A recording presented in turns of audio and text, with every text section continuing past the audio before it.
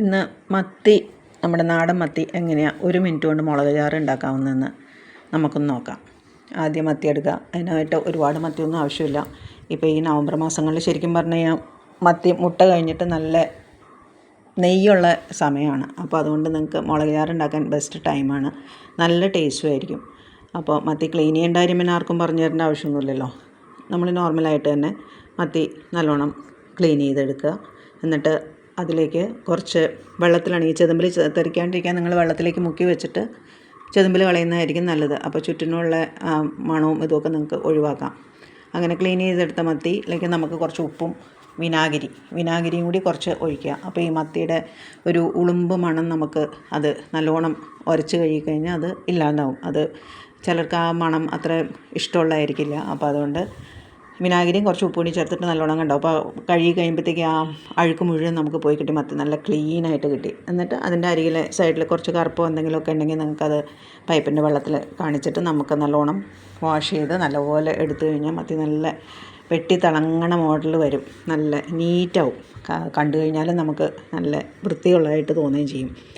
പിന്നെ നമുക്ക് അതിൻ്റെ ഇൻഗ്രീഡിയൻസിലേക്ക് പരിചയപ്പെടാം. കരിവേപ്പിൻ്റെ ഇല, നമ്മൾ സാധാരണ എടുക്കുന്ന തക്കാളി, കുഞ്ഞുള്ളി, മുളക് പൊടി, വറ്റൽമുളക് ഇതെല്ലാം എടുക്കുക. ഇഞ്ചി വെളുത്തുള്ളി ചതച്ചത്.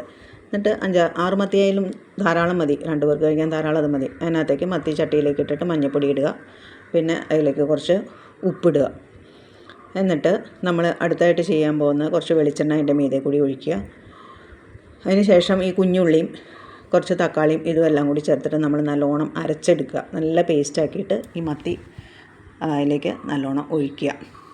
നല്ല സ്മൂത്ത് പേസ്റ്റായിട്ട് അരയ്ക്കണം കേട്ടോ. നിങ്ങൾ ഒട്ടും തരി വരാൻ പാടില്ല. ആവശ്യത്തിന് വെള്ളം ഒഴിക്കുക. എന്നിട്ട് ഈ വറ്റൽമുളകിൻ്റെ ചില്ലി ഫ്ലേക്സ് കുറച്ച് മുകളിലിടുക.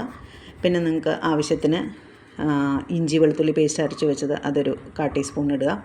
പിന്നെ കുറച്ച് കാശ്മീരി ചില്ലി പൗഡർ, അത് കളർ കിട്ടാൻ വേണ്ടിയിട്ടാട്ടോ. അതിൻ്റെ മുകളിലേക്ക് കുറച്ച് വിതറുക. എന്നിട്ട് നല്ലോണം ഇളക്കി നല്ലോണം ഒന്ന് മിക്സ് ചെയ്തിട്ട് അടുപ്പിൽ സ്റ്റൗ ഓണാക്കി അതിനകത്തേക്ക് വയ്ക്കുക. അതിനോടൊപ്പം തന്നെ നമുക്ക് കുടംപുളി മസ്റ്റായിട്ടുള്ളൊരു കാര്യമാണല്ലോ. അപ്പോൾ കുടംപുളി ആവശ്യത്തിന് ഇടുക. പുളി അധികം വേണ്ടവർക്ക് അധികം ഇടുക, കുറച്ച് വേണ്ടവർക്ക് അത്രയും മാത്രം ഇട്ടാൽ മതി. അങ്ങനെ തള വന്നതിന് ശേഷം നമ്മൾ അതിൻ്റെ മീതയിലേക്ക് ഒരു 2 ഇല കരിവേപ്പിൻ്റെ ഇലയും നമ്മൾ ഇടുക. എന്നിട്ട് മൂടി വയ്ക്കുക. ലോ ഫ്ലെയിമിലാക്കിയിട്ട് നമ്മൾ ഓഫ് ചെയ്ത് വയ്ക്കുക. അപ്പോൾ നമ്മുടെ മത്തി മുളക് ചാറ് റെഡി.